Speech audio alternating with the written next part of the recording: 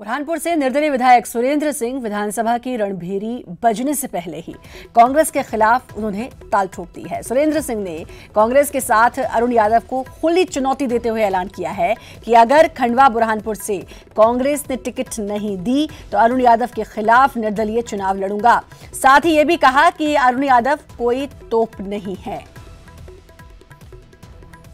लड़ना तो मौलिक अधिकार है। प्रजातंत्र में सबसे बड़ा अधिकार तो चुनाव लड़ने का मिला है हम लोग को, आम सामान्य आदमी को। वो तो राइट पूरा हर इंसान के पास है। आप मैंने बोला भैया को कि आप भी लड़ सकते हो अगर खंडवा लोकसभा से आपको लगता है कि लड़ने से फायदा है। तो अरुण यादव को तोप है क्या? बहुत बड़ा तोप है क्या? है सर कौन रोड़ा अटका रहा है सर? क्या लग रहा है आपको कौन रोड़ा अटका रहा है? अरुण यादव आए कि कोई भी, उससे क्या करना? चुनाव लड़ना लड़ना है। बीजेपी के पूर्व मंत्री नरोत्तम मिश्रा ने दिग्विजय सिंह पर निशाना साधते हुए कहा कि दिग्विजय को व्यक्तिगत बात करनी थी। ये कांग्रेस के अंतर कलह को दर्शाता है। कांग्रेस की कलह को देखकर लगता है कि कब इसकी चलाचली की बेला आ जाए कहा नहीं जा सकता। दुख वाली बात थी, उनको व्यक्तिगत बात करनी थी, मीडिया के माध्यम से बात नहीं करनी थी। उमंग सिंगार जी ने पत्र लिखा है, व्यक्तिगत दुख व्यक्त नहीं किया। ये कांग्रेस के अंतर कलह को और गुटबाजी को दर्शाता है और हमारा ऐसा मानना है कि कांग्रेस इस वक्त भारी अंतर्द्वंद में है, ऊहापोह में है और कब इस सरकार की बेला आ जाए चला चली की कहनी। आगामी लोकसभा चुनाव में मालवा निमाड़ में कांग्रेस का फोकस स्थानीय मुद्दों पर रहेगा, जिसमें किसानों और मजदूरों के मुद्दे सबसे अहम हैं।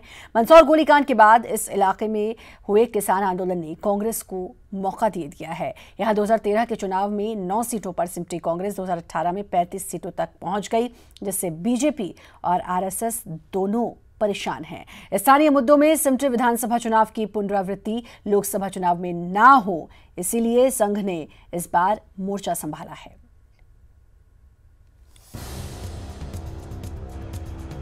संघ के सरसंघ चालक मोहन राव भागवत कार्यकर्ताओं, स्वयंसेवकों और प्रबुद्धजनों से चर्चा कर रहे हैं, जिसमें संघ की प्रयोगशाला और बीजेपी का अभेद्य गढ़ माने जाने वाले मालवा निमाड़ में बीते विधानसभा चुनाव में मिली शिकस्त और क्षेत्र से खिसकते जनाधार को हासिल करने जैसे मुद्दों पर विस्तार से चर्चा की जा रही है।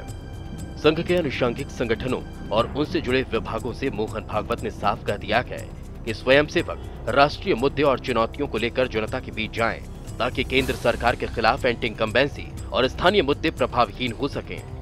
स्थानीय मुद्दे कुछ भी नहीं होते हैं। मुझे लग रहा है कि ये जो है ये पूरा देश के मुद्दों पर लड़ा जाने वाला चुनाव है और पूरे भारतवर्ष के अंदर जो नरेंद्र मोदी जी का जादुई नेतृत्व है और उनकी जो छवि है, मुझे लग रहा है कि ये जो है पूरा राष्ट्रीय मुद्दों पर ही चुनाव होगा।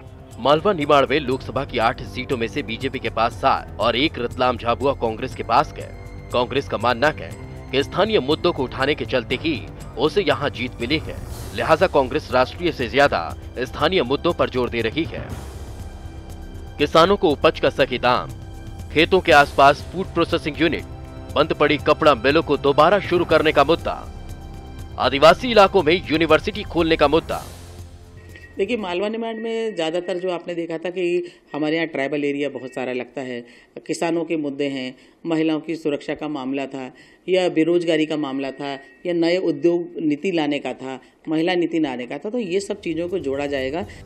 बहरहाल मालवा निमाड़ क्षेत्र में इंदौर के अलावा उज्जैन, मंदसौर, रतलाम झाबुआ, धार, खरगोन, खंडवा और देवास शाजापुर सीटें आती है।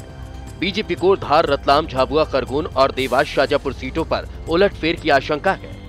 इसी नुकसान को थामने के लिए संघ और उसके अनुषंगिक संगठन मैदान संभाले हुए हैं। तो वहीं विधानसभा चुनाव के नतीजों से उत्साहित कांग्रेस भी बीजेपी की कमजोर सीटों पर पूरी ताकत लगा रही है। ऐसे में लोकसभा चुनाव का मुकाबला कड़ा होता जा रहा है। अरुण त्रिवेदी, न्यूज़ 18 इंदौर। और इंदौर में एक बच्ची हादसे में बाल बच गई। 3.5 साल की बच्ची दादी के पास जाने के लिए रोड पार कर रही थी, तभी एक बाइक सवार तेज रफ्तार में आया और उस बच्ची के ऊपर बाइक चढ़ा दी। आपको बता दें कि बाइक का अगला पहिया पलक की पीठ और पैर से होकर गुजर गया, लेकिन बच्ची को मामूली खरोंच के अलावा कुछ नहीं हुआ। मासूम को सही सलामत देखकर परिवार वाले हैरान और सभी ने ईश्वर का शुक्रिया अदा किया। वहीं इस घटना के फौरन बाद वाहन चालक गायब हो गया।